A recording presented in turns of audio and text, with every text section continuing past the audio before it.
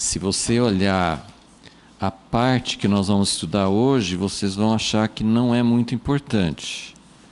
Eu vou mostrar aqui, ó, Gênesis 11. Na última aula a gente já viu Gênesis 10, que já é um capítulo assim, de genealogias, mas depois nós passamos a primeira parte do capítulo 11, é a Torre de Babel. Então nós vimos isso na última aula. Então nós vimos capítulo 10, que fala sobre os 3 filhos de Noé, como é que as nações surgiram dali. E aí nós vimos em Gênesis 11 como teve a Torre de Babel. E a gente já salientou o fato de que o livro de Gênesis foi dividido em seções, a gente pode até chamar de livros ou capítulos, né? Porque esses capítulos que a gente tem na nossa Bíblia foram colocados muitos e muitos anos depois, né? Foram inseridos e às vezes o capítulo começa num lugar bom, mas às vezes começa num lugar que não tem nada a ver, né? Então, os capítulos naturais, as divisões naturais do livro de Gênesis todas as vezes que começa, depende da tradução, mas no capítulo 11, versículo 10, começa uma outra seção, que começa assim: estas são as gerações, às vezes fala, essa é a história, são as origens, né? E em hebraico escreve Toledot, né? Não sei a pronúncia, mas é essa palavra que significa a história, a genealogia, as origens, né? Então, 10 vezes no livro de Gênesis tem esse começo. Às vezes é um pertinho do outro. Aqui, essa seção aqui começa no capítulo 11, versículo 10 e vai até o versículo 26. Aí no versículo 27 começa uma outra. Estas são as gerações de Terá, ou Tera, né? Então, esse capítulo é curtinho. Nosso assunto hoje assim, a gente vai, na verdade, até o final do capítulo 11. Nós já vamos entrar um pouquinho no próximo. Mas esse que começa no versículo 27, ele vai até o capítulo 25, que é a história de Abraão. Se vocês quiserem olhar nessa folha, tem uma folha que tem um diagrama de um lado, e do outro lado tem os primeiros 11 capítulos de Gênesis. Então, nessa folha, assim, eu já mencionei isso algumas vezes, mas só para vocês entenderem, essas primeiras seções, essas primeiras divisões do livro de Gênesis são introdução, porque no começo do capítulo 1 não tem esse Toledote, né? Não fala assim, não tem.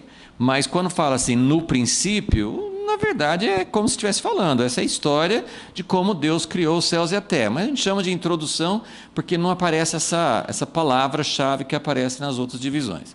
Então a introdução vai do capítulo 1, versículo 1, até o capítulo 2, versículo 3.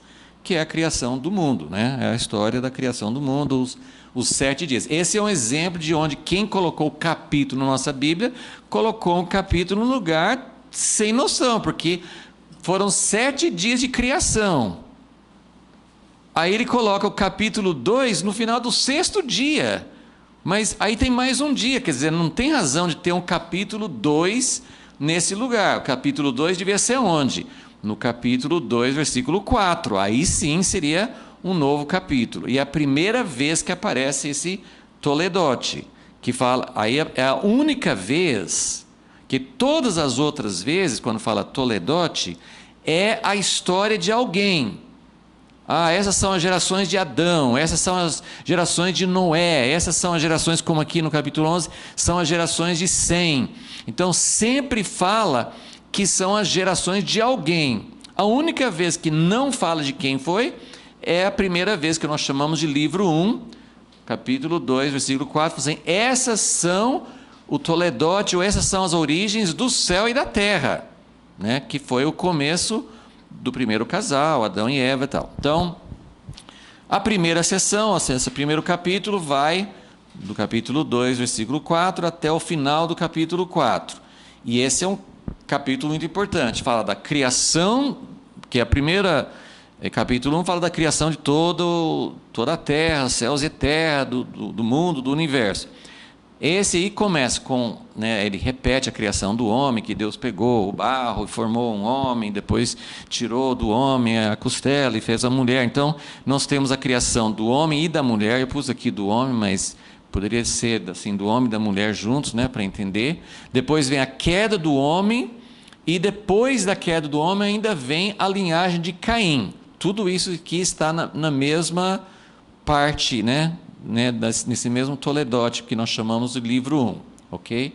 Então, o livro 1 tem a criação do homem, tem a queda e tem a linhagem de Caim, tá? Depois, no diagrama, já mostrei algumas coisas sobre isso, mas esse diagrama que tem no verso, a gente vai entender isso um pouco melhor. Livro 2, só para a gente seguir assim, para vocês verem, porque por que eu estou falando que hoje nós estamos, né, numa aula muito importante, porque é uma mudança. Até no seu esboço, eu coloquei transição de foco do universal para o particular. E, né, eu acho que eu já falei isso várias vezes aqui. Os primeiros 11 capítulos de Gênesis está tratando do mundo inteiro. Adão e Eva é o início da humanidade. O dilúvio, a queda do homem tem a ver com a humanidade. O dilúvio tem a ver com a humanidade. A Torre de Babel tem a ver com a humanidade. Então, toda essa história, até o ponto onde nós estamos, está tratando do universal, do mundo como um todo. E é a única parte da Bíblia, não é que a Bíblia não fala das outras nações, mas o foco da Bíblia, tanto no Antigo Testamento, mas mesmo no Novo, é algo muito particular. Deus vai começar, Deus não se desinteressa, vai ser o nosso assunto hoje, a gente vai falar sobre esses dois aspectos, mas não é que Deus não se interessa com as nações, mas a estratégia dele é alcançar as nações através de um povinho, de instrumentos, de Israel, do próprio Messias. Então Deus vai usar algo muito pequenininho para alcançar algo muito grande. Mas o foco da Bíblia é a redenção. O foco da Bíblia é como que Deus vai alcançar o mundo. E como é que ele vai alcançar o mundo? Começando pequenininho. Se fosse eu e você, nós íamos falar a estratégia de Deus na Trindade, nos anjos e tal. Como que nós vamos alcançar todo mundo ao mesmo tempo? Não é? O homem pensa assim, né? Uma empresa, sei lá, uma estratégia para conquistar o mundo através de um produto ou de qualquer coisa. É assim, como que nós pega o mapa, coloca assim, né? Quando tem guerra, eles marcam no mapa, nós vamos cercar, nós vamos alcançar. A ideia do homem é tudo ao mesmo tempo, e Deus eu quero tudo, mas eu vou começar pequenininho. Então, os primeiros 11 capítulos da Bíblia falam do universo, do universal, da humanidade como um todo, mas nesse ponto, no capítulo 11, justamente nessa genealogia aqui, eu vou explicar por que isso é tão significativo.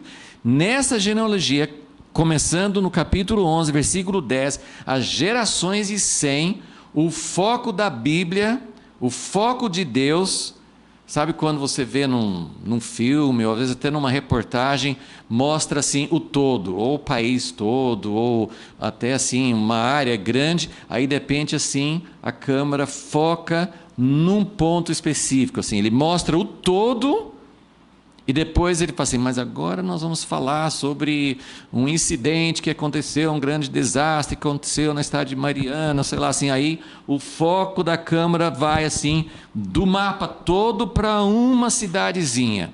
Então é isso que a Bíblia está fazendo, 11 capítulos falando do todo, e de repente ele vai sim pegar o foco da Bíblia, e é uma das grandes, assim, uma das grandes questões. A gente está acostumado a saber que Deus começou a trabalhar com Abraão e com Israel e tal, mas é uma das grandes questões até hoje, até essa questão de igreja, Israel, e o que Deus está fazendo, e por que Israel é importante no plano de Deus hoje. Até hoje, essa questão é uma questão que nos confunde, é uma questão, é uma pedra de tropeço, é um ponto assim que a mente natural não consegue entender, porque Deus tem algo com esse ponto na terra que é Israel. E eu vou tentar falar um pouquinho sobre isso, mas vamos voltar aqui, nós estamos falando sobre os livros. Então, livro 1 é Criação do Homem, queda da linhagem de Caim. Livro 2, o capítulo 5, então ele começa a falar de uma linhagem. E ele começa a falar da linhagem de Sete, que é um dos filhos de Adão, né? Abel morreu, entrou Sete no lugar, e aí a linhagem continua com Sete. Mas esse livro termina falando no capítulo 6 sobre a corrupção de toda a humanidade. Ok? Aí esse livro, esse capítulo, esse livro termina em Gênesis 6, versículo 8. Ele está falando já sobre corrupção, já está falando sobre Noé, e aí de repente ele fala assim: estas são as gerações, ou essa é a história de Noé. Capítulo 6, versículo 9, começa o livro 3, que é a história de Noé e do dilúvio. Isso vai até o final do capítulo 9. O livro 4, que nós vimos na última aula, começa no capítulo 10, versículo 1, que fala: estas são as gerações dos filhos de Noé. Então ele vai falar dos 3 filhos de Noé e de como isso gerou todas as nações. E aí vai até esse versículo 9 do final da história do Torre de Babel.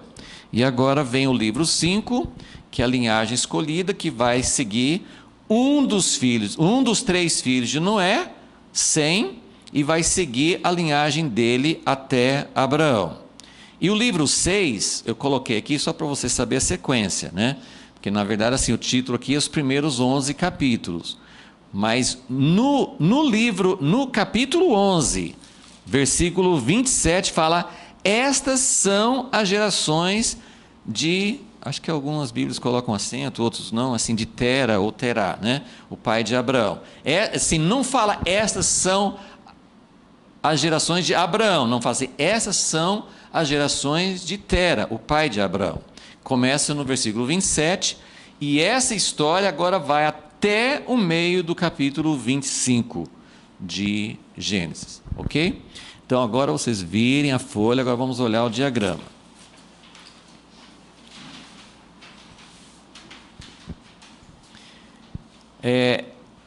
Isso aqui, gente, é muito fascinante. Eu não sei se vocês vão conseguir entender, mas esse aqui resume a história, inclusive mostra até lá para frente, né?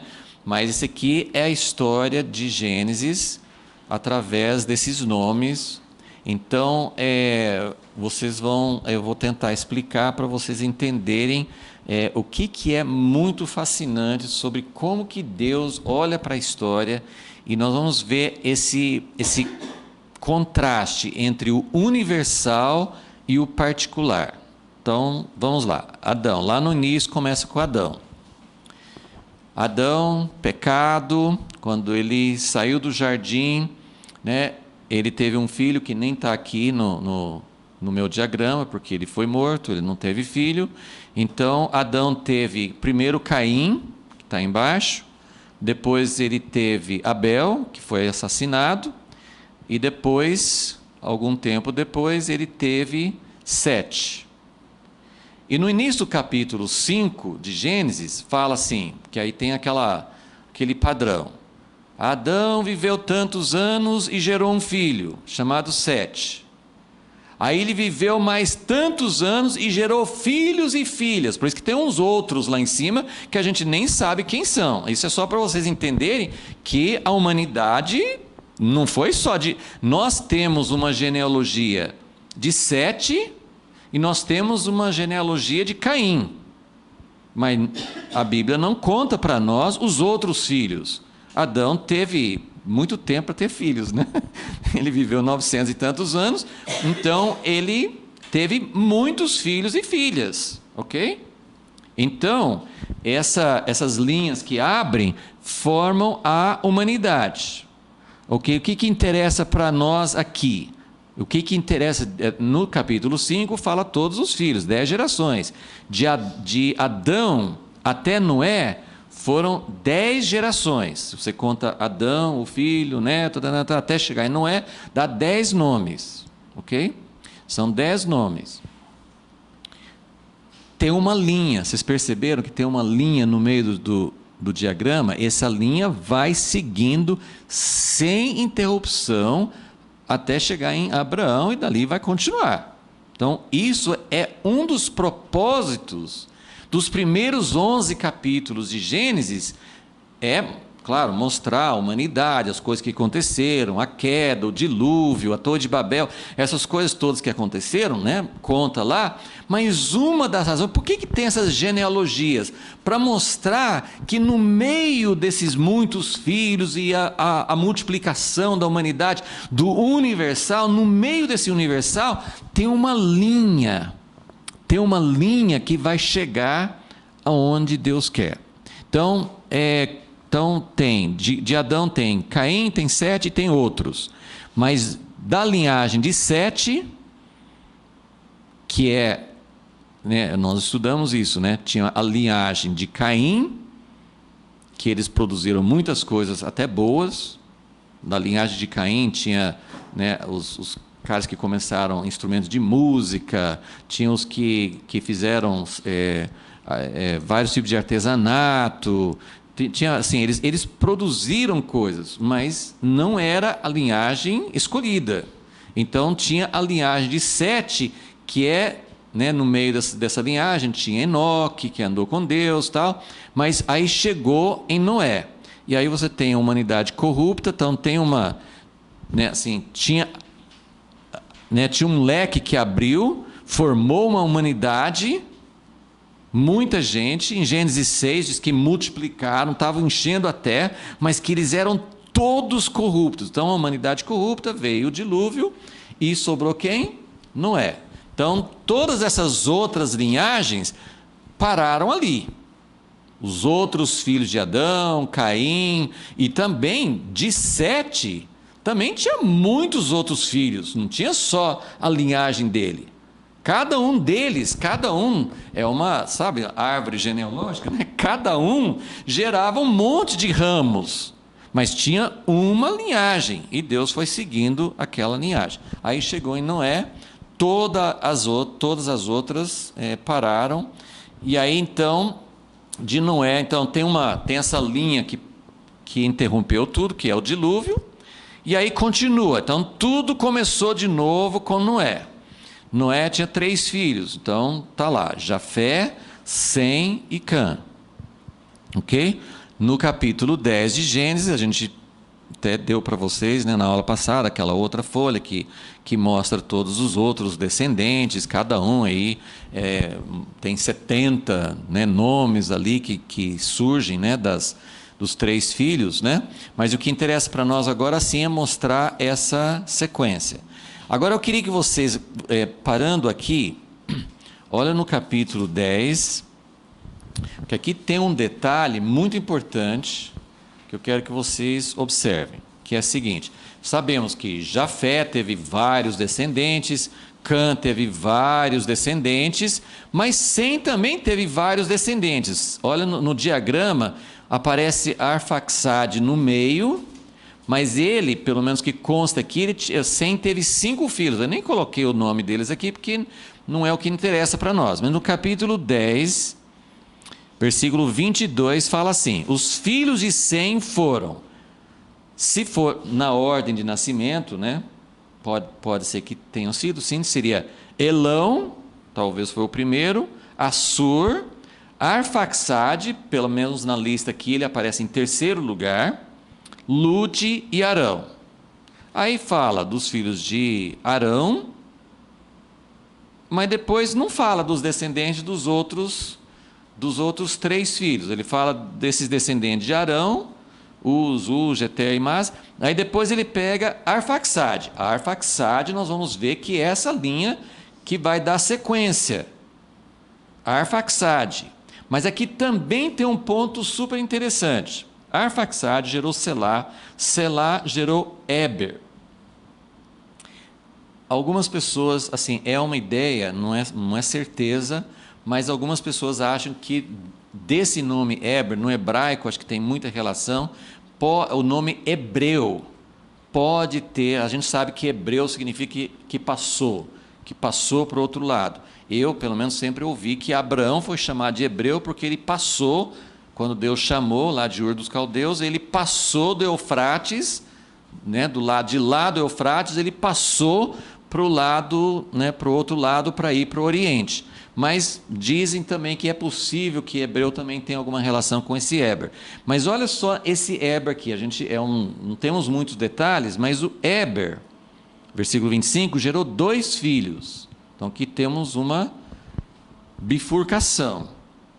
Eber gerou 2 filhos. O nome de um era Peleg, porque nos seus dias a terra foi dividida, porque o nome Peleg significa divisão. Então, imagina você colocar o nome divisão no seu filho, né? Mas tudo bem, né? Né? Peleg, porque nos dias, foi assim, será que o pai dele, lembra que o pai de Noé, Lameque, colocou o nome Noé, porque Noé significa descanso. E quando ele colocou o nome Noé, ele falou assim, que ele possa trazer descanso para nós da maldição da terra. Então, muitos pais colocavam os nomes como profecias, né? Agora, colocar divisão, né, no nome de um filho, né? Mas nos seus dias, a terra foi dividida. Nós imaginamos que foi nos dias dele que foi a Torre de Babel. Não temos certeza, mas em algum momento aqui, houve a história da Torre de Babel, e a Torre de Babel foi a divisão dos povos por causa das línguas e tal. Mas o ponto que eu queria chamar para vocês, chamar a atenção, que está aí no seu diagrama, para você entender, é que Sem teve 5 filhos. Dos 5 filhos, nós estamos seguindo Arfaxade, porque nós vamos ver que Abraão vem dessa linha. Mas, dentro da linha de Arfaxade, Arfaxade, Selá, Eber. O neto de Arfaxade foi Eber. E Eber teve 2 filhos. Um chamava Peleg e o outro chamava Joctã. E aqui no capítulo 10, ele só vai seguir a linhagem de Joctã, que aí fala, o nome de seu irmão era Joctã, versículo 26. Aí ele vai dar a sequência de Joctã. Mas Joctã não tem importância nenhuma dentro do plano de Deus. Esses nomes que vocês vão encontrar mais embaixo, versículo 28, Sebá, depois versículo 29, Ofir, Avilá, Jobabe, são nomes relacionados com a Arábia Saudita. Então, parece que esse Joctã deu origem, porque você sabe que os árabes também são semitas, né? A gente chama antissemitismo contra os judeus, mas esse nome não é muito correto, porque todos os árabes são semitas. Todos, tem várias linhagens assim, de Ismael, de Esaú, mas todos eles são semitas. E Joctã parece que foi origem de várias tribos que, pelo menos os nomes são relacionados com Arábia Saudita. No sul da Arábia Saudita tem um país que hoje chama Iêmen, cheio de guerras assim, pode ser nessas regiões. Qual que é o ponto aqui? No capítulo 10, que ele está falando de todas as nações, ele segue essa linha de Joctã, ele não segue a linha de Peleg. Então, no capítulo 10, ele está falando de todas as nações, e aí você tem os descendentes de Jafé, tem outros descendentes de Sem, tem todos os descendentes de Cã, ele está falando de todas as nações. Mas ele não falou da linhagem escolhida. A linhagem escolhida vai aparecer agora nessa parte que nós estamos começando hoje. Capítulo 11, versículo 10. Estas são as gerações de Sem. Aqui em português que fica interessante, né? Sem tinha 100 anos.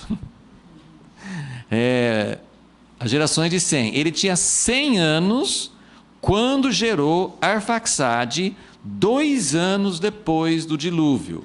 Gente, tem vários problemas, assim, eu não vou entrar, já falei assim, que a gente não sabe com certeza dos 3 filhos de Noé, quem que é o mais velho. Porque capítulo 10, versículo 21, fala Sem, que foi pai de todos os filhos de Eber e irmão mais velho de Jafé. Mas essa construção no hebraico pode ser o inverso.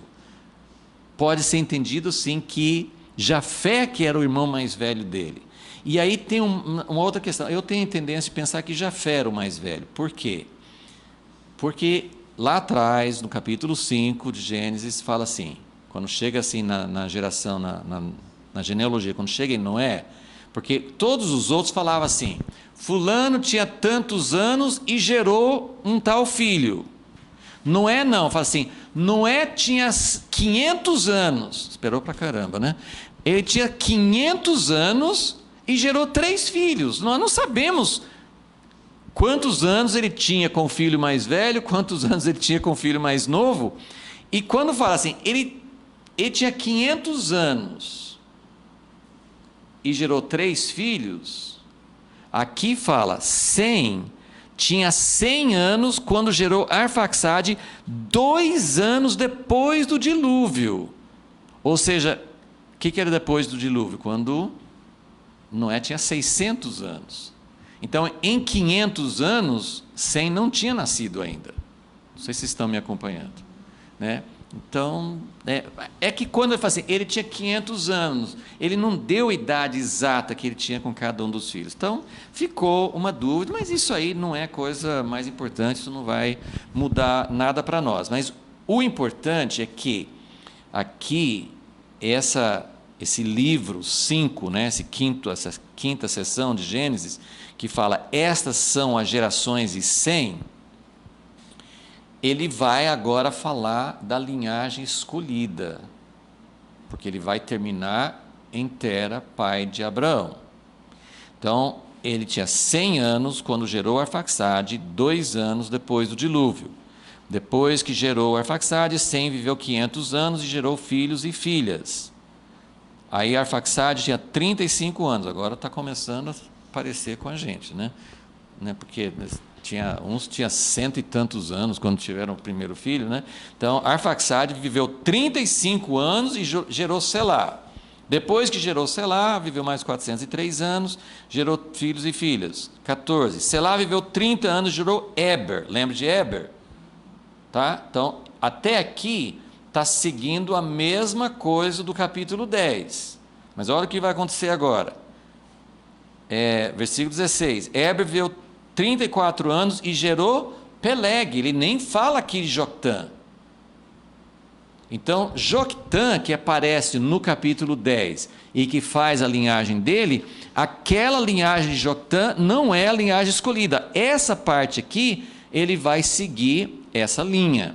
Então, Peleg, depois que viveu Peleg aí agora vai seguir, não vamos ler cada um, mas isso aqui mostra que ele foi seguindo essa linha de Peleg, não de Joctã, por isso que está nessa linha central que está aqui.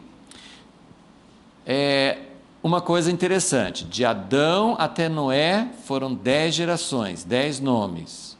De Sem até Abraão também são 10 gerações. Tá? Então, se você seguir aqui esses nomes que fala Sem, Arfaxade, né, Selá, se for seguindo até chegar em Abraão, vai dar 10 gerações. Então, e é muito interessante, porque a Bíblia, os números tinham significado, mas eles não eram, eles pulavam alguns nomes, né? O exemplo clássico disso é em Mateus capítulo 1. Ele dá toda a linhagem de Jesus e depois ele fala, olha, ele começa com Abraão. De Abraão até Davi foram 14 gerações. De Davi até não sei quem foram 14 gerações. Depois do tempo de Babilônia até Jesus foram 14 gerações.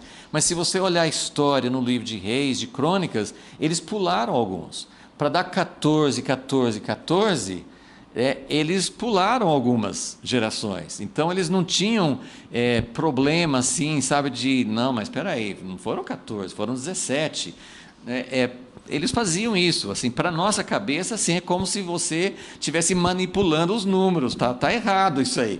Mas para eles era normal. Então, isso não significa, eles até já fizeram alguns cálculos baseados nisso aqui, que não podia ter sido só 10 gerações, que seria a ideia do versículo 10, assim, que ele está contando a partir do dilúvio. 2 anos depois do dilúvio já nasceu o filho de Sem. E se você for seguir essa linha, do jeito que está aqui, com as idades, na época de Abraão, quase toda essa geração estava viva ainda.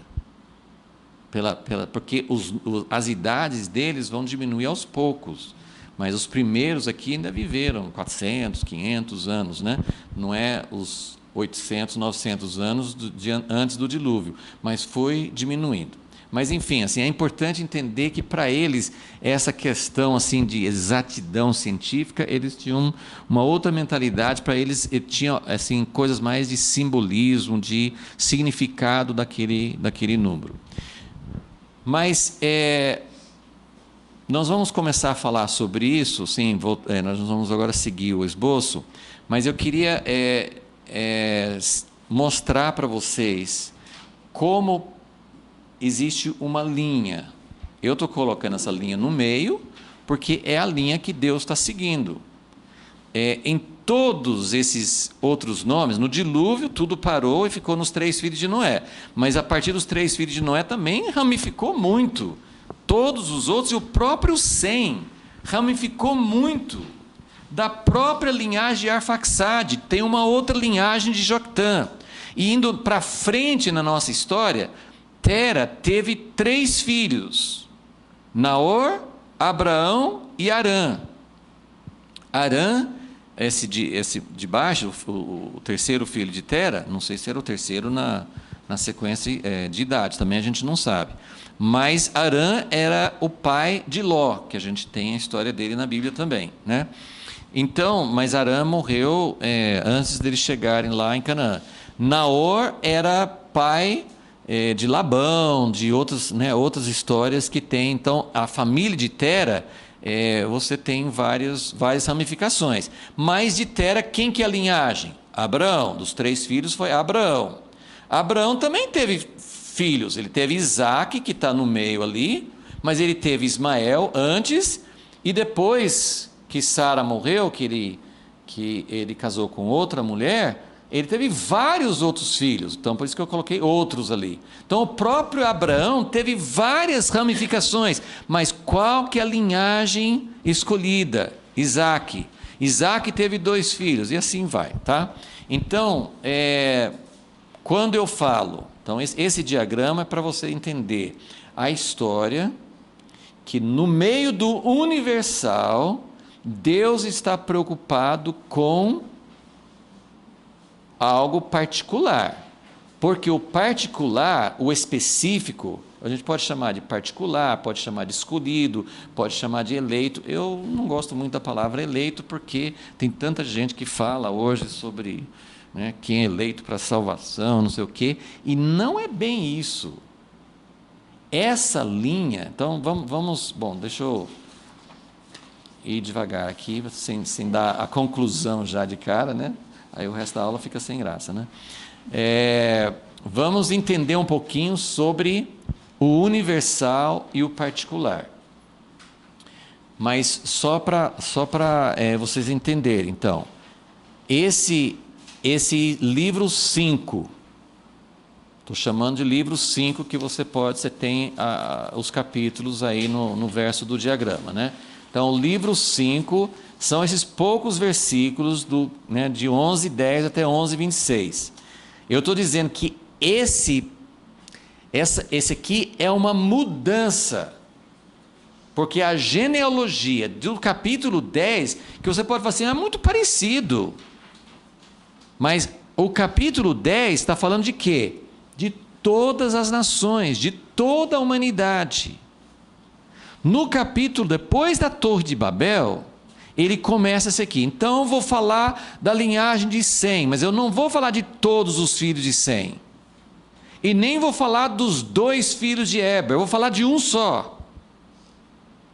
Então ele vai, essa genealogia de 11:10 em diante, é a genealogia que faz aquela câmara que aponta para um lugar só, que é agora daqui para frente, até o final do Velho Testamento. O Novo Testamento vai abrir o leque por causa dos gentios, mas mesmo assim a base de Deus no seu plano de redenção, mesmo no Novo Testamento, é Israel produzindo o Messias, né? A igreja primitiva que começou com os 12 apóstolos, todos judeus. Então você ainda tem, mesmo no Novo Testamento, você ainda tem essa base particular que Deus quer usar para alcançar o universal, ok? Então, essa parte de Gênesis, por que eu falo assim que isso aqui é tão significativo? Porque está mudando, esse aqui é a transição. É nessa parte, normalmente, quando a gente fala assim, os primeiros 11 capítulos de Gênesis falam de toda a humanidade. A partir do capítulo 12, normalmente a gente conta o capítulo 12, porque no capítulo 12 fala, o Senhor disse a Abraão, sai da tua terra, da tua parentela. Então, normalmente, quando a gente quer falar assim, a história da redenção, a história do plano de Deus, de trabalhar com a nação de Israel, começa no capítulo 12, mas na verdade começa antes, porque essa genealogia vai explicar de onde veio Abraão. E mesmo o livro 6, ele começa em 11:27, que fala, estas são as gerações de Tera. Tera gerou Abraão, Naor e Harã. E outra semelhança, eu já falei assim, de Adão até Noé, são 10 gerações. E quem que é a 10ª geração? Noé. E quem que tem 3 filhos? Noé. Aqui, de Sem até Abraão, Abraão seria o 10º, mas Tera também tem 3 filhos, é uma geração antes, né? Aí também assim, depende, porque a Bíblia não fala 10 e 10, é a gente que conta. Então você pode contar assim, tipo, Noé está no meio, de Noé até Tera daria 10, né? É só uma questão de como colocar, mas nas 2 linhagens, né, quando chega em Noé, ele tem 3 filhos. Quando chega em Tera também ele tem 3 filhos. Então são vários pontos assim semelhantes que é interessante notar. Gente, só falando em números, quando estou falando em números, essa folha aqui é a folha 24. Nós tivemos sempre uma folha por aula, ou seja, essa aqui é a 24ª aula, né? A gente pulou mês de julho, tal, assim, então já faz um pouquinho mais de 2 anos que nós estamos, desde quando nós começamos, mas a 24ª aula é hoje, tá? Então a gente está, também é um número significativo, que a gente está terminando um ciclo, né? Que são esses primeiros 11 capítulos, a gente está terminando isso, e essa parte do capítulo 11, hoje nós não vamos começar a estudar Abraão, né? Próxima aula a gente já começa com Abraão, né? O ano que vem, né? Mas agora nós estamos vendo essa transição, então por isso que eu queria falar sobre alguns pontos importantes. Então agora pegue a folha do esboço e vamos falar assim, sobre alguns aspectos importantes. Então, como eu falei, essa questão de Deus, praticamente, não sei se você, assim, se isso já foi um problema para você. Por que muita gente tem gente que não serve a Deus, que não tem revelação de Deus e que odeia os judeus, né? E essa pergunta é feita muitas vezes. Os próprios judeus fazem essa pergunta: por que as pessoas nos odeiam? Se são os palestinos brigando pelaquela terra lá, não é uma pergunta tão difícil. Mas tem gente que não tem nada a ver com Israel, nações de outras partes que odeiam Israel, odeiam os judeus, são contra, assim, tem aquela história que, né, quase todo mundo conta, assim, que a ONU, né, Nações Unidas, é a organização que reúne não sei quantos países do mundo.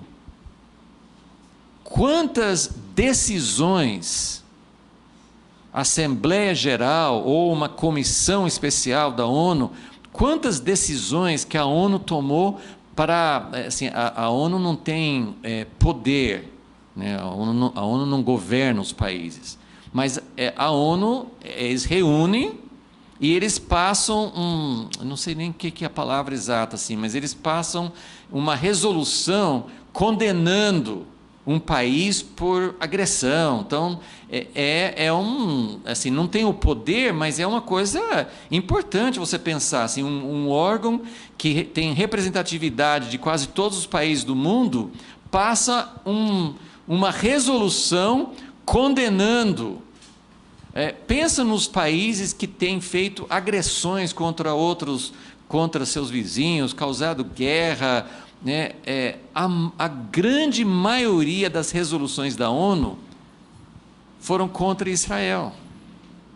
Não tem, assim, sendo o mais, não é por causa da Bíblia, sendo assim, simplesmente tentando ser objetivo. Por que isso? Porque existe dentro da ONU, você tem países como Estados Unidos, geralmente a Inglaterra, alguns países da Europa, né? Brasil geralmente tem se colocado também, não todas as épocas, mas muitas vezes o Brasil tem tomado sim uma posição a favor de Israel. Então você tem alguns países que votam a favor de Israel. Quando tem uma resolução condenando Israel, eles votam contra.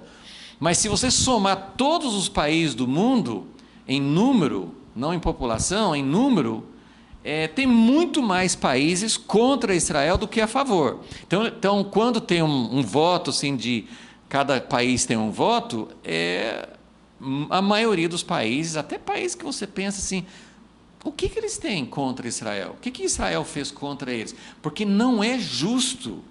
Não estou falando que Israel sempre faz certo, mas quantas resoluções foram tomadas contra a Arábia Saudita, que financia terrorismo no mundo inteiro, Irã, Coreia do Norte? Quantas vezes a ONU passou alguma resolução contra esses países? Então não tem sentido. Então a pergunta que eu faço é: por que os países odeiam Israel? Tem alguma coisa a ver com Deus.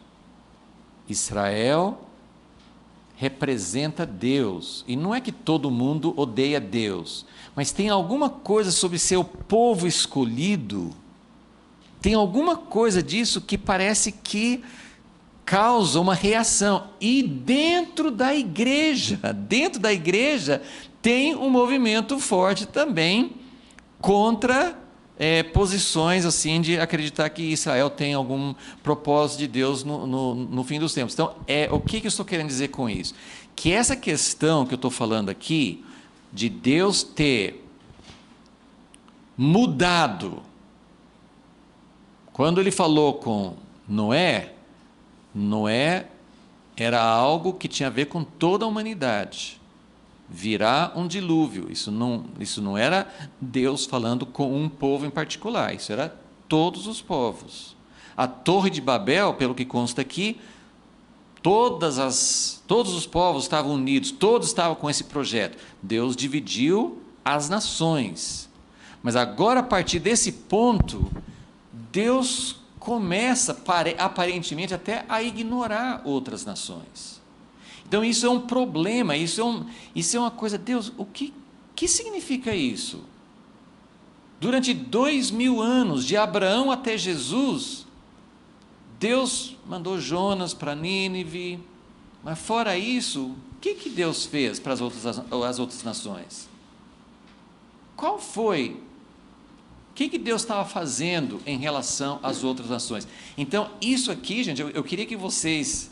E como sempre eu falo assim, eu levanto algumas questões que a gente não tem todas as respostas. Claro que existe uma razão para isso. Mas tem várias coisas assim. Por que Deus, de Adão até Abraão, de acordo com alguns cálculos, seria 2000 anos, mas eu acho que foram muito mais do que 2000 anos. A gente não sabe exatamente quando que Adão foi criado. Então, por que Deus esperou mais de 2000 anos para escolher Abraão? E depois de escolher Abraão, Abraão é a nação escolhida. De Abraão, né, vai abençoar todas as nações da terra. De Abraão, né, da descendência de Abraão, virá o Messias. Mas por que mais 2000 anos até o Messias chegar? Então, tem perguntas que, sinceramente, eu não sei a resposta. Eu só sei que Deus está desenvolvendo um plano e a gente precisa entender. Então, esse diagrama, para mim, é muito importante, porque mostra que Deus ele tem uma linha de ação. Ele tem uma linha, por isso que eu queria que vocês olhassem essa linha, que vem desde Adão. Ele não interrompeu essa linha. Quase que ele quis acabar com a humanidade toda, mas falou assim, não, Noé vai ser a sequência, e ele segue adiante, até chegar em Abraão, e daí essa linha vai para frente. Então, essas questões que a gente vai colocar aqui, é para a gente entender pelo menos um pouco, e lógico, à medida que a gente continua, vai continuar pensando sobre essas questões. Mas na letra A do esboço, então, eu vou falar sobre qual é a base dos primeiros 11 capítulos, o que nós aprendemos, o que nós podemos aprender sobre os primeiros 11 capítulos de Gênesis, que falam sobre o foco universal, ok? Então, a gente não precisa parar muito em cada ponto aqui, são coisas que a gente já mencionou, ou que são muito evidentes, e que a gente, assim, eu só queria, assim, fixar. Pode ser que tenha outras questões que poderiam ser incluídas, mas foi o que eu consegui colocar, ou lembrar, ou entender que a gente poderia colocar aqui. Então, primeira coisa que nós aprendemos, tanto na história de Adão, como depois na história de Noé, porque toda a humanidade recomeçou com Noé. Então, nós temos dois começos, né? Nós temos o começo de Adão e nós temos outro começo em Noé. Os dois começos nos dizem que todos os povos têm uma origem comum. Então, antes da gente começar a falar assim, peraí, Deus não interessa nos outros povos. Eu até li para vocês, acho que na aula passada, em Deuteronômio 32, que fala assim, que todos os outros povos, Deus deu um território e tal, mas Deus escolheu Jacó. Jacó é a porção de Deus, né? Então, dá aquela ideia assim, né? Em Êxodo 19, Deus fala assim, vocês são para mim um povo, um tesouro peculiar, toda a terra é minha, mas vocês vão ser um tesouro peculiar. Mas por quê? Por que Deus quer esse tesouro peculiar? Ele até fala em Êxodo 19, vocês vão ser um reino de sacerdotes. Então, todos os povos têm uma origem comum, okay? Então, isso nos une.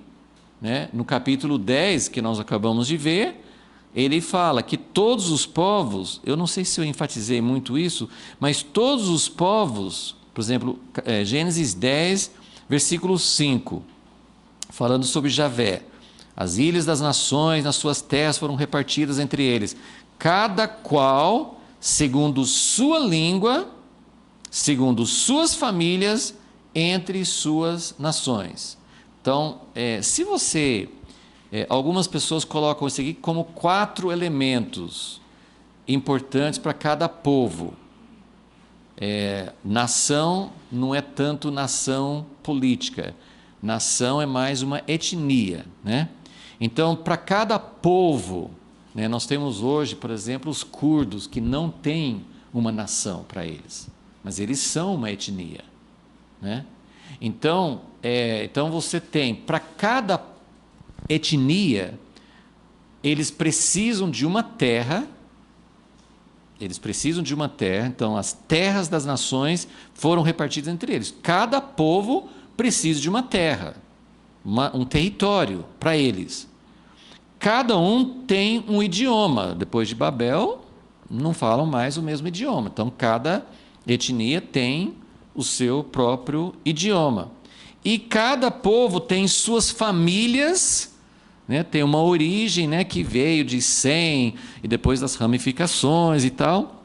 Então tem as famílias que formam as nações ou etnias, né? Então esses são os elementos importantes. E em Atos 17 fala que Deus repartiu a cada nação, Deus repartiu, Deus ordenou que cada um tivesse um território, uma cultura, etc. Todos os povos têm uma origem comum, mas cada povo tem sua cultura, tem sua origem, tem seu idioma e forma uma nação em comum. Então, isso é uma coisa que todos têm em comum. Número 2, falamos sobre isso na aula passada também, então não vou ficar demorando sobre isso, mas existe uma graça comum para todos os povos. O que é a graça comum? A graça comum é a bênção que Deus deu para Adão e repetiu para Noé, que ele falou assim: frutificai-vos, multiplicai-vos, enchei a terra.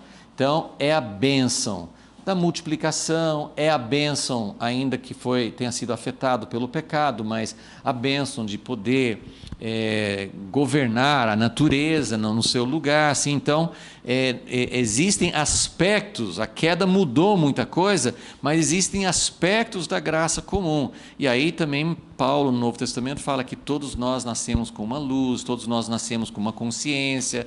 Então, existe algo que os teólogos chamam, né, que é bem entendido como graça comum. Só que existe também uma maldição comum.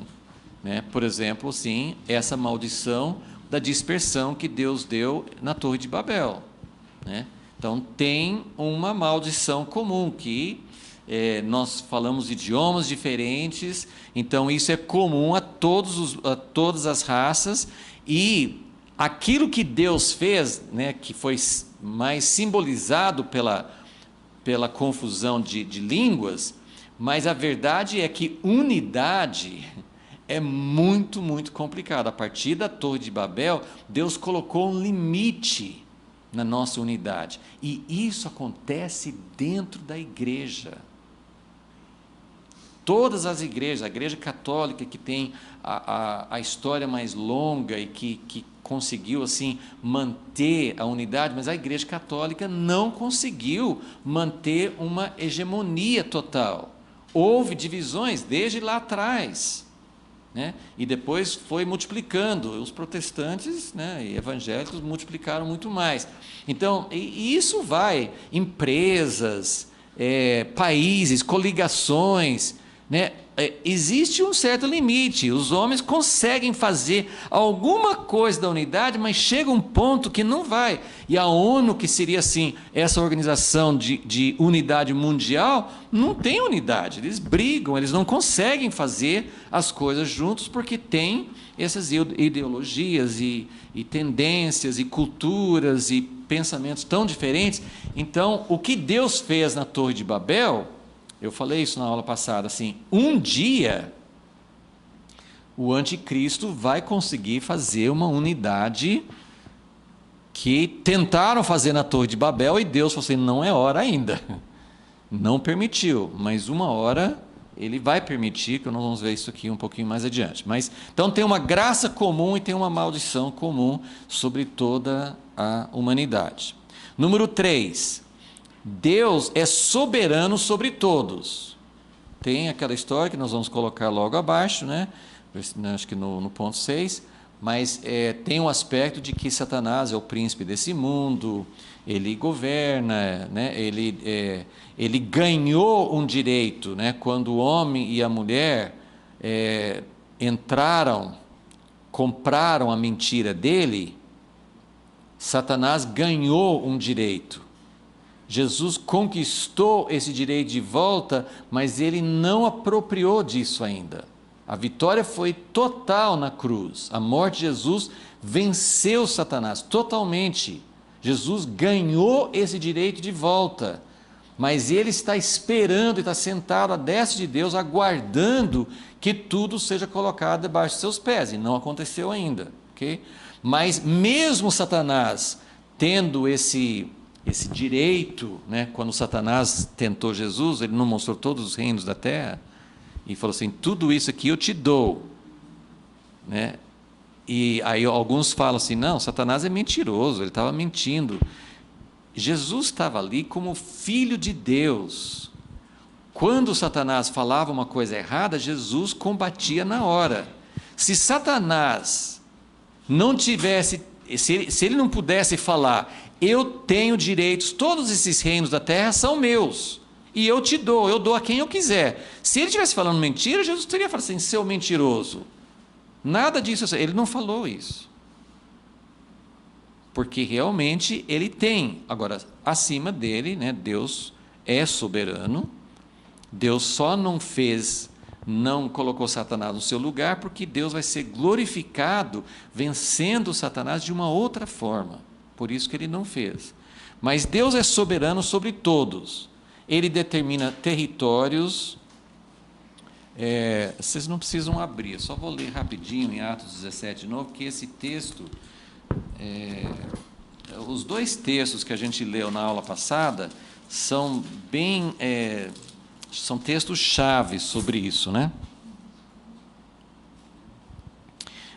Atos 17, versículo 26, ele fala, de um só, Atos 17, 26, de um só fez toda a raça humana, isso que nós estamos vendo, de um só, ele fez toda a raça humana, para que habitasse sobre toda a superfície da terra, determinando-lhes os tempos previamente estabelecidos e os territórios da sua habitação.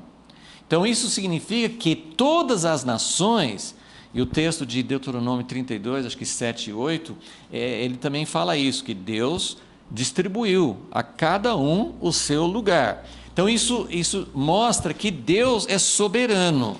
Claro que tem muita coisa hoje que não é da vontade de Deus, tem domínios, o homem quebrou muitas dessas regras de Deus, mas Deus é soberano e ele que determina. E em último caso, aí a gente vê isso bastante no livro de Daniel, né? Quando Israel estava no cativeiro, Deus foi mostrando para Daniel e para Nabucodonosor, falou assim, eu sou soberano, eu coloco reis e tiro reis, eu coloco quem eu quiser, na hora que eu quiser intervir, eu intervenho. Então, Deus estava mostrando para Daniel que, apesar de ter o espírito do anticristo e Satanás dominando, quem está acima de tudo é Deus. Mas Deus não pôs fim aos reinos desse mundo, aquela pedra que foi cortada, né, que também aparece no sonho de Nabucodonosor, aquela pedra que foi cortada sem mãos humanas e que vai encher toda a terra, um dia isso vai acontecer, né? Mas não aconteceu ainda, porque Deus vai ser glorificado por uma estratégia genial, fantástica, né, que Deus está preparando, né? Mas ele determina territórios, ele determina papéis na história. Você pode ver que países diferentes tiveram vários papéis na história, né, que Deus permitiu, e ele interfere quando necessário. Quando Deus acha por bem intervir, ele intervém. Então isso é falando sobre as nações. Número 4, a tendência universal. Agora, isso aqui é um ponto importante, porque o que aconteceu no tempo de Noé? O que aconteceu no tempo de Noé? Houve todas aquelas ramificações, a humanidade estava não enchendo todo o globo, mas a parte que eles conheciam, estava enchendo os países que eles conheciam, mas enchendo de corrupção. Então, existe o que eles falam na ciência, que é entropia, que é uma tendência de todas as coisas de deteriorar, né? Assim, se você deixar uma casa, Ricardo vai embora dessa casa, larga essa casa aqui por 10 anos, sem ninguém fazer nada. A tendência natural, o que é? Deteriorar. Mesmo a gente morando junto, dentro, né? Sempre tem que consertar alguma coisa, alguma coisa sempre está deteriorando. Agora, a tendência da raça humana, importante entender isso, é muito simples, é muito óbvio, mas é muito importante entender que toda a raça humana, pode estudar a história, qualquer império romano, império otomano, antes dos muçulmanos, depois otomano, depois o império britânico, os domínios atuais dos Estados Unidos e outros países, assim, no comércio, não sei o que mais, a tendência é sempre piorar. Existe assim uma fase de expansão, uma fase de domínio, mas qual que é a tendência? Para onde que vai? Vai sempre para essas coisas que eu coloquei aqui: corrupção, degeneração, independência, rebeldia contra Deus, e isso gera morte. Então todos os impérios vão cair, todos os impérios vão cair. Então, isso nós chamamos a cidade do homem. A cidade do homem vai aparecendo, né, antigamente tinha Egito, Babilônia, Assíria, né, Pérsia, Grécia, etc. Todos os impérios, assim, o homem vai progredindo, crescendo e sempre vai piorar, né? Então, isso é a história. Então, o universal, eu estou falando sobre o que acontece com as nações. E Deus mostra isso nos primeiros 11 capítulos de Gênesis. Ele já mostra, isso aqui é uma síntese do que vai acontecer em toda a história depois. Por que Deus vai começar a trabalhar com o particular e não com o universal? Porque a estratégia de Deus não é por atacado resolver toda a humanidade. Ele tem uma estratégia de redenção que não vai ser da mesma maneira que nós pensaríamos, ok? Número 5. As nações, todas as nações, toda a humanidade, são o objetivo de Deus. Deus não está interessado só num povo particular, nem numa pessoa particular e nem numa nação particular. O interesse de Deus é o todo. Toda a terra. Aí você tem salmos, profetas, né, muitos lugares na Bíblia falando assim: toda a terra vai ser cheia do conhecimento de Deus, todas as nações vão subir para Jerusalém, todas as nações vão entrar nas portas da cidade. Deus quer todas as nações, é o objetivo de Deus. O seu reino será sobre todos, a bênção de Abraão é para chegar a todas as famílias da terra. Então, muito importante entender que esse foco universal, quando Deus muda, não é porque Ele não tem interesse no todo. Mas, número 6, as nações também são objetivo de Satanás.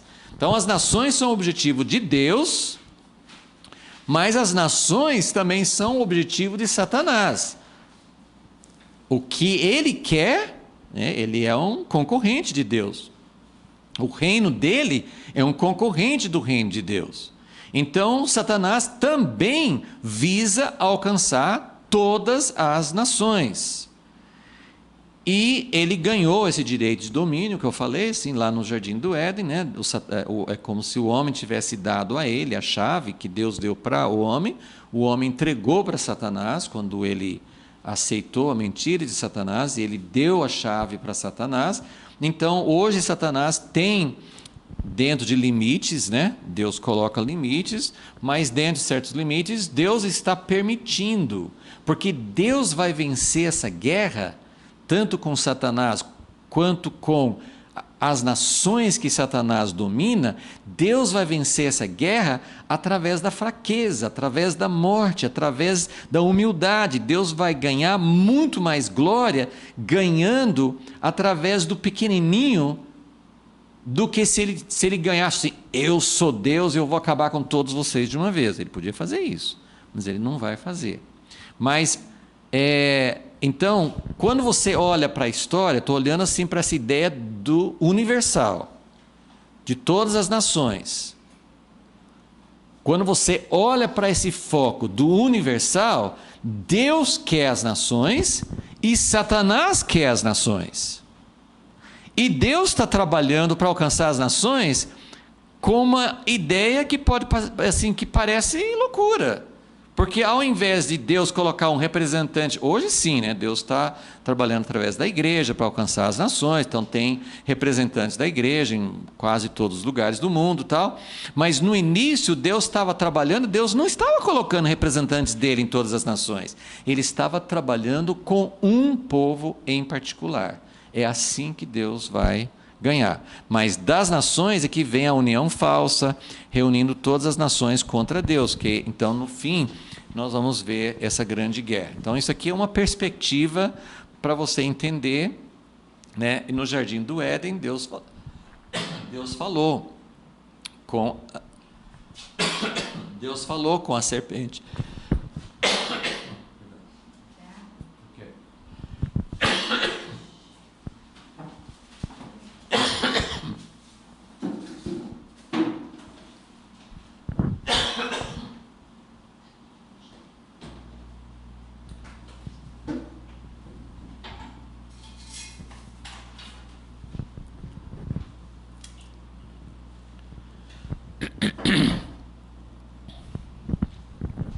Obrigado.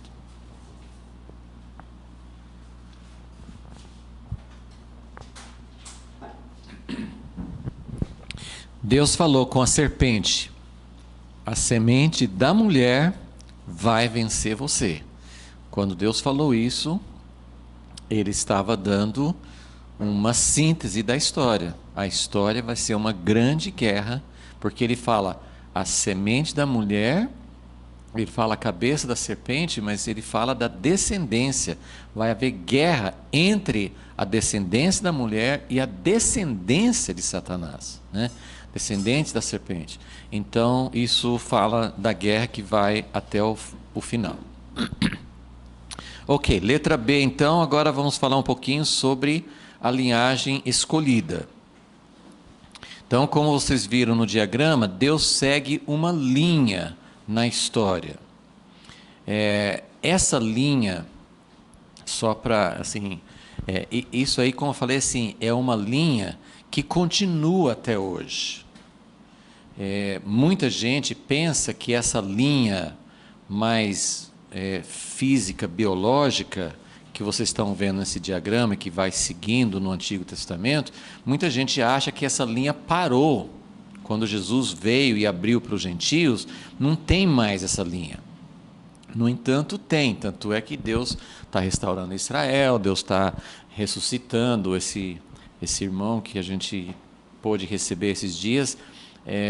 Ele fala que nós estamos vendo, ele falou isso muitas vezes, ele falou assim: nós estamos vendo 2 milagres que aconteceram na nossa geração, claro que não chegaram ao final, não tem a consumação total, mas nossa geração está vivendo num tempo em que a gente viu 2 milagres profetizados no Antigo Testamento que aconteceram, já começaram a acontecer, estão bem avançados na nossa geração. Sabe quais são?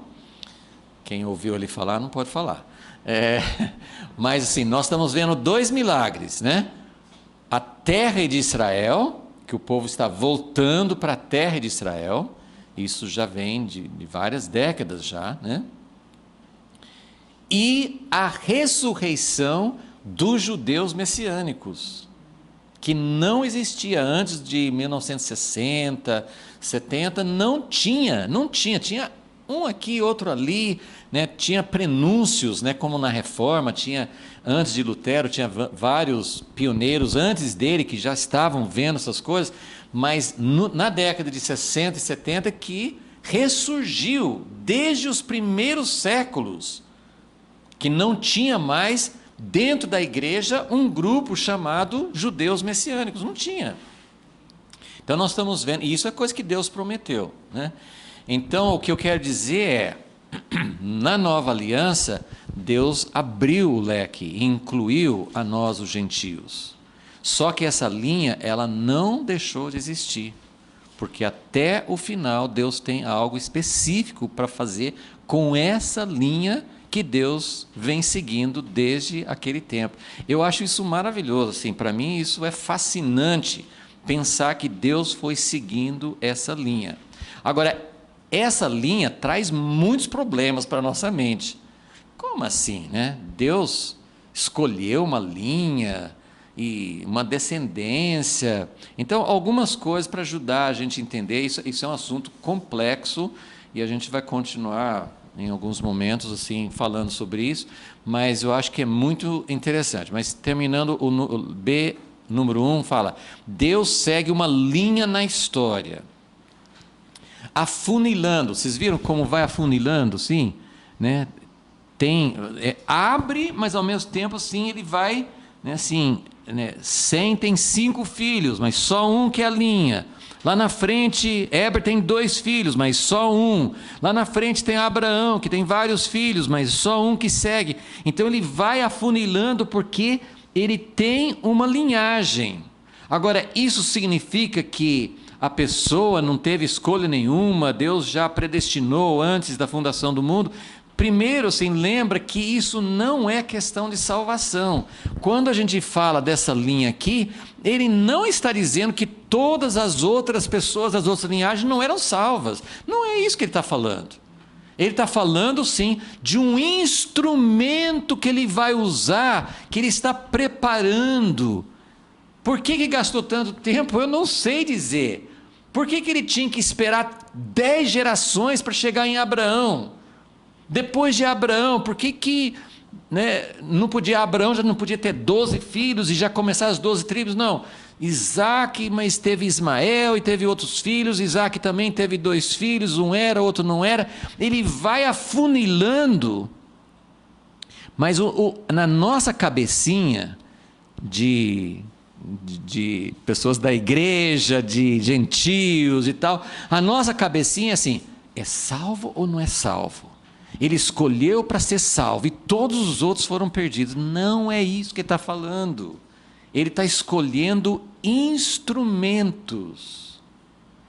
Instrumentos. E, gente, eu estou pasmo de ouvir tantos testemunhos hoje de judeus que não conheciam o Messias e que Deus foi buscar de uma forma fantástica. Esse irmão Martin que veio, contou o testemunho dele, fantástico. Sim, alguns já ouviram o testemunho de Asher, de outros, de Benjamin Berger, nós ouvimos vários testemunhos, e tem muitos outros. Claro que o testemunho de cada um de nós também é um milagre, mas existe alguma coisa que a gente percebe, Deus está chamando o instrumento. Deus não ama mais os judeus do que os outros povos, mas Ele está atrás de certos instrumentos que são chaves para os outros.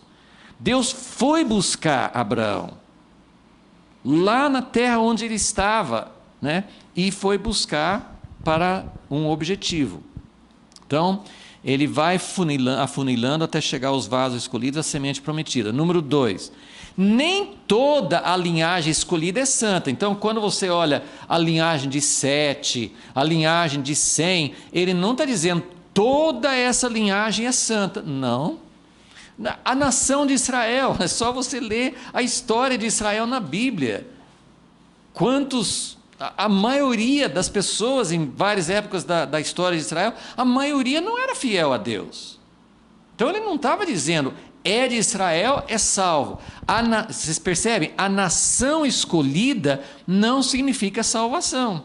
Significa uma escolha para um objetivo de Deus. E Deus vai trabalhando nas linhagens sucessivas até chegar. Agora, o que fez Deus escolher Abraão? Nós não sabemos. Mas tem um texto em Gênesis 18 que fala assim, eu escolhi Abraão porque eu sei que ele vai passar isso para as outras gerações. Então, alguma coisa Deus achava em cada geração e Deus estava procurando e ele encontra. Isso aí é um mistério que a gente não tem condições de saber. Então, nem toda a linhagem escolhida é santa. No entanto, a linhagem é protegida, Deus foi preparando Israel, protegendo no Egito, protegendo quando ele queria achar Moisés, ele protegeu de não ser morto por Faraó, etc. A linhagem é protegida e preparada para trazer à luz a pessoa ou a nação que seria instrumento de Deus para cumprir o seu plano. Ok? Então, a escolha é para isso. Não significa que toda a linhagem é santa. É só você lembrar da linhagem de Sete. A linhagem de Sete foi terminar em Noé, mas a linhagem de Sete tinha muitos descendentes, e todos eles, fora a família de Noé, morreram no dilúvio. Então toda a linhagem de Sete não era santa. Número 3, as pessoas que fazem parte da linhagem não são melhores do que as outras, nem mais amadas por Deus, são preparadas, Deus vai preparando, isso alguma coisa longa preparação é necessária, porque Deus não ia demorar mais do que o necessário. Então, Deus escolhe e Ele prepara para trazer a salvação a todas as nações. Então, Deus foi preparando, Jesus, que era o Filho de Deus, Ele só veio na plenitude dos tempos, quando Deus tinha preparado longos milênios, né, de tempos preparando. E número 4, para trabalhar com a linhagem escolhida, Deus precisa isolá-la da grande correnteza da humanidade, né? E isso faz parte, assim, da igreja também. Assim, para Deus realmente trabalhar e preparar instrumentos, por isso que Israel era um povo separado. Então Deus sempre Ele vai preparando, nem toda a nação vai corresponder, nem toda a linhagem corresponde, mas é só você estudar a história dos judeus para entender essa questão de que ao longo dos séculos, muitos judeus que não reconheceram na sua época o Messias, eles foram preparados por Deus. Alguns judeus, eles usam o termo assimilar.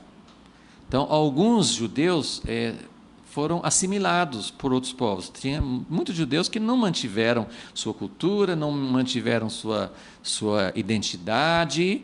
E até mesmo na igreja, muitos judeus se convertiam ao cristianismo e sumia a sua identidade judaica. Por isso que é muito importante o que está acontecendo hoje, que como Deus tem um propósito para fazer com os judeus que aceitam o Messias, essa identidade precisa ser mantida.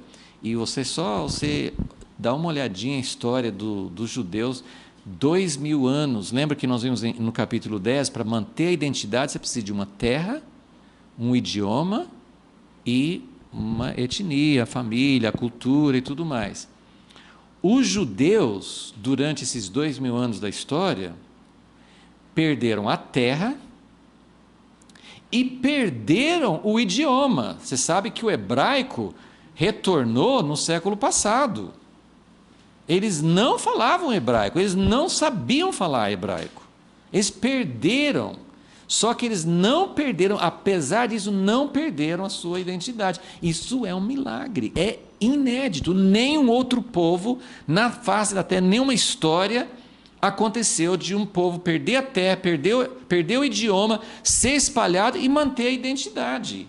Foram perseguidos, não é que assim, que eles formaram só, assim, a comunidade judaica nos outros países era muito importante, mas eles eram muito divididos, espalhados em muitos países, e mesmo assim eles mantiveram. Então isso é um milagre de Deus, e Deus precisa isolar. Eu achei interessante, né, que esse judeu messiânico que veio agora, né, o Marty, ele usou o mesmo, eu sempre uso, né, que foi um negócio que me marcou muito. Eu assisti aquele filme, né, O Violinista no Telhado, e eu sempre falo que, assim, geralmente, alguns filmes, é uma cena, eu não sei lembrar assim, de tudo que aconteceu naquele filme, mas eu lembro de um momento dramático, né, a história, o Violinista no Telhado, até é um filme musical, e tem uma cena lá em que o personagem principal ele está passando por perseguição, por ser judeu, e tá muito difícil para sobreviver, parece que é na Romênia, e tem um momento no filme que ele esbraveja contra Deus, ele levanta os olhos para Deus, né, e fala assim: Deus, nós somos o povo escolhido, a gente está sofrendo tanto, não dá para o Senhor escolher um outro povo de vez em quando e deixar a gente de fora? Assim, e essa frase, ela é muito marcante, que eu acho que ao longo dos séculos, muitos judeus falam assim: eu não quis ser escolhido, não foi uma decisão minha nascer numa família e ter um legado judaico, podia ter sido um outro povo, eu não queria fazer parte do povo escolhido. Deus fez isso, porque até hoje Deus tem um propósito. Se o propósito de Deus, como muitos na igreja pensam hoje, se o propósito de Deus com Israel tivesse terminado na época de Jesus, na época da igreja, Deus poderia ter deixado os judeus realmente perder a sua identidade. Hoje a gente não sabe quem é filisteu, quais outros povos que tem, assim, aqueles povos, aqueles babilônios. A gente não sabe quem que é babilônio hoje. Sumiu, não tem mais essa identidade. E tem muitos sumérios, tem muitos povos da antiguidade que a gente não sabe mais quem são. Os judeus também poderiam ter sumido, porque Deus tinha um propósito, ele tinha que isolar da grande correnteza, e Deus fez isso. Agora, isso Deus também faz do nosso lado, como igreja também. Ok? Vamos voltar para Gênesis 11, agora eu só vou terminar lendo essa introdução. A letra C eu já falei sobre essas três coisas, né? Que na linhagem escolhida de Sem a Abraão, nós temos duas linhagens, né? Tem a linhagem de Joctã e tem a linhagem de Peleg, né? Que eram os dois filhos de Eber, da descendência de Arfaxade. Então, Deus seguiu uma linhagem e não seguiu a outra. Inclusive, as genealogias são diferentes. Se você se lembra, quando fala da genealogia de Caim, não fala quantos anos eles tinham quando geraram, lembra, Gênesis 4? A linhagem de Caim não tem idade, não sabe com quantos anos eles geraram filho, com quantos anos eles morreram, né? Não tem esses dados. Agora, a linhagem escolhida, é como se Deus estivesse registrando. A outra, né, não faz parte do registro. Novamente, isso não faz parte, não é questão de salvação. É questão, sim, de uma escolha de Deus para trazer à luz a redenção. Falamos que tem 10 gerações. Eu ia falar assim, então, que na linhagem de Joctã, em Gênesis 10, não tem idades. Segue a linhagem de Joctã como se fosse uma das outras nações. Agora, em Gênesis 11, que tem essa linhagem de Peleg, né, que vai chegar em Abraão, tem as idades. Ele gerou com tantos anos, né, e viveu tantos anos, tal. Então, é uma semelhança lá.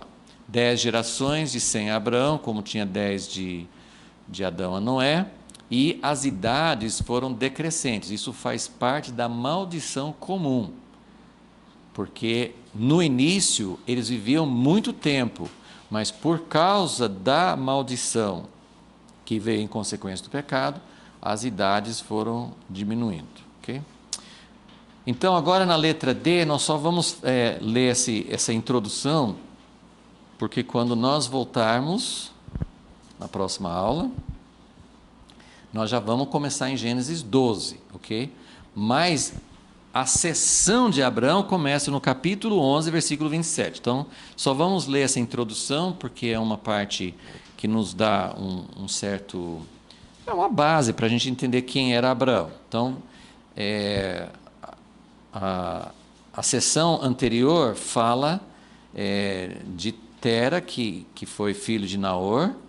Versículo 26 fala que ele viveu 70 anos, igual quando fala assim que Noé viveu 500 anos e teve 3 filhos. Tera viveu 70 anos, a gente não sabe quem foi o primeiro filho, quantos anos que ele tinha com cada um, só fala, ele viveu 70 anos, quando ele tinha 70 anos, ele tinha esses 3 filhos, Abrão, Naor e Harã. E aí começa o próximo Toledote, versículo 27. Estas são as gerações de Tera. Tera gerou Abrão, Naor e Harã. E Harã gerou Ló. Harã morreu antes de seu pai Tera, na terra do seu nascimento, em Ur dos Caldeus.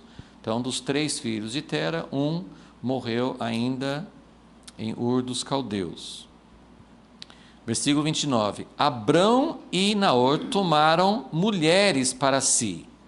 O nome da mulher de Abrão era Sarai. Aqui não fala, mas lá na frente, em um dos momentos aí que Abrão foi para uma outra terra e o rei da terra quis pegar Sara e Sara falou que era a irmã dele, não era a esposa, daí acho que é a história de Abimeleque, né? Aí Abimeleque falou assim, como assim, né? Que Deus apareceu para ele, falou assim, não toque nessa mulher, porque ela é mulher de um profeta. Aí Abimeleque chamou Abraão assim, mas como assim? Como é que você vai falar que sua mulher é sua irmã? E aí ele fala assim, mas ela é minha irmã. Ela era meia-irmã dele.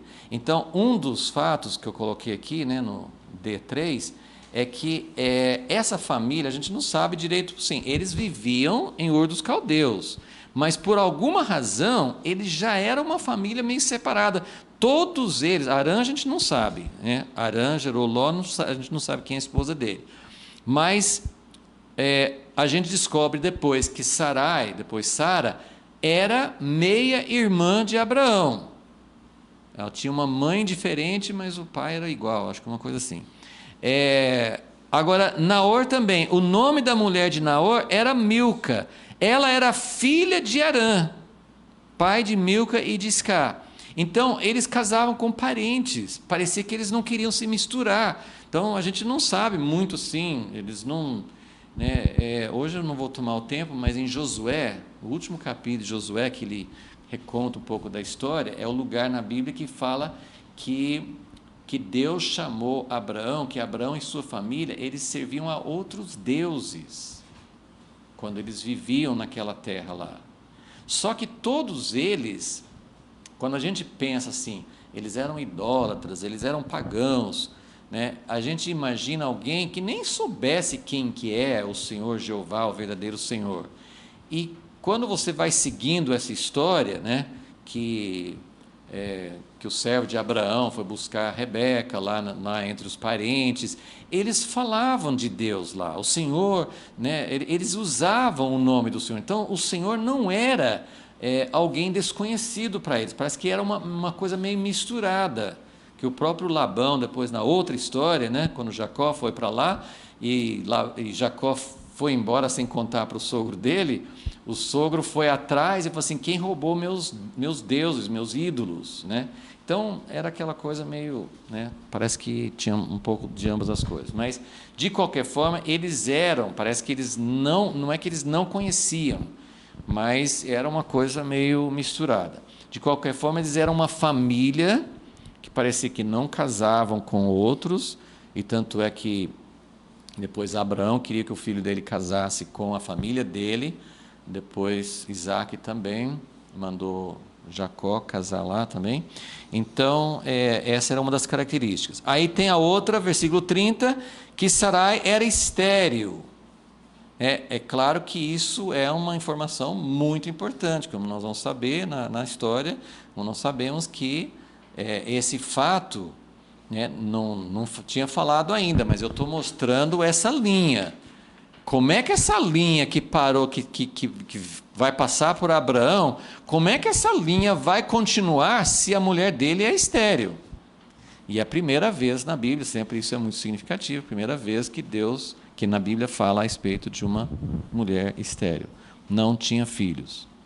Aí outra coisa fala assim, Tera tomou seu filho Abrão, seu neto Ló, filho de Arã, sua nora Sarai, mulher de seu filho Abrão, e saiu com eles de Ur dos Caldeus, a fim de ir para a terra de Canaã.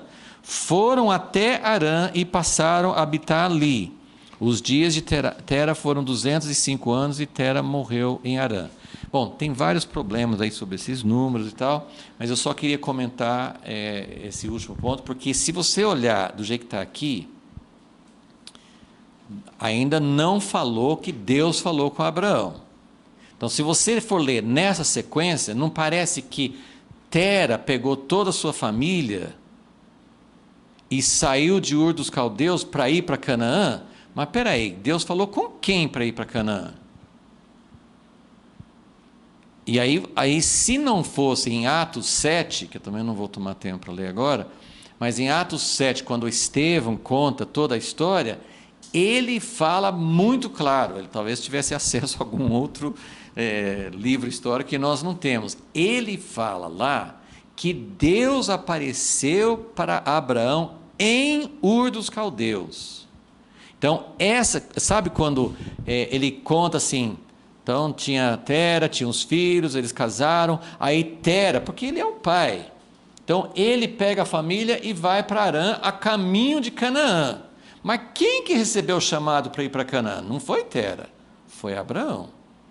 Porque fala em Atos, e tem outros textos, em Neemias, fala que Deus chamou Abraão de Ur dos Caldeus.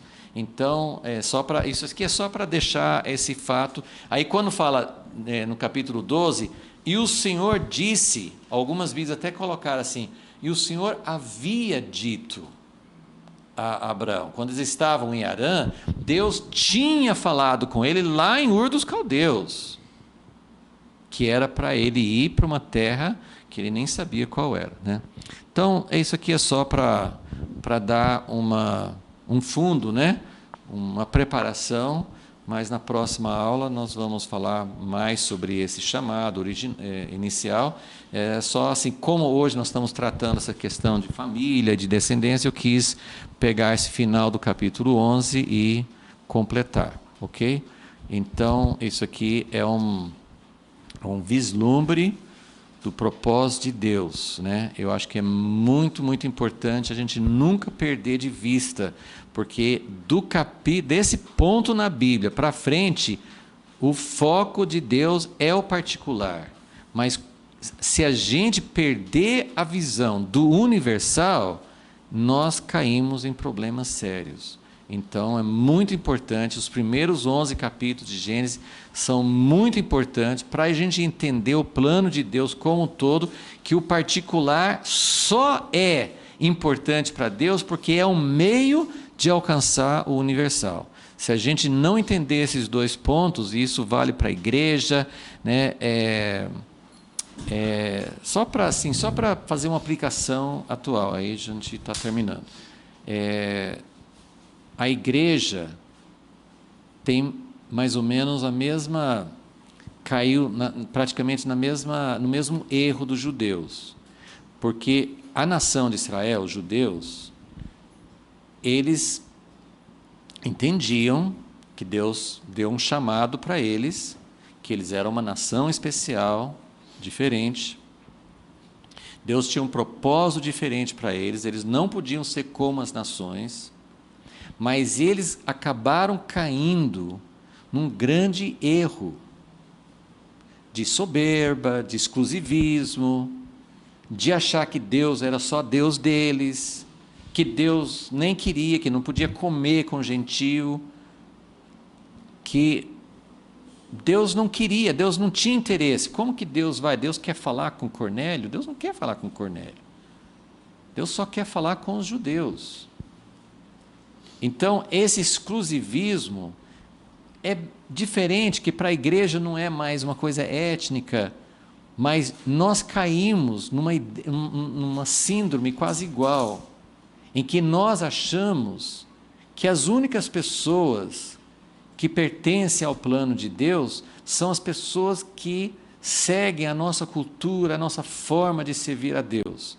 Eu estou pisando num terreno muito perigoso, porque o outro extremo é universalismo, que Deus não liga, o que vale a intenção do coração, todos os caminhos levam a Deus, aquela coisa assim. Não estou falando isso. Mas o exclusivismo de achar que Deus só opera com a nossa fórmula. Se você não aceitou Jesus, se você não foi batizado, se você não for assim do nosso jeito, está fora. E a escolha de Deus é uma escolha com propósito para alcançar os outros. Ok, a igreja entende isso. A igreja entende que nossa missão é pregar o evangelho para todos. Mas o que a igreja não entende é que, de alguma forma, Deus vem alcançando outras pessoas que talvez não tenham sido escolhidos como parte desse instrumento de Deus, mas que foram alcançados por Deus. E o objetivo de Deus é alcançar as nações.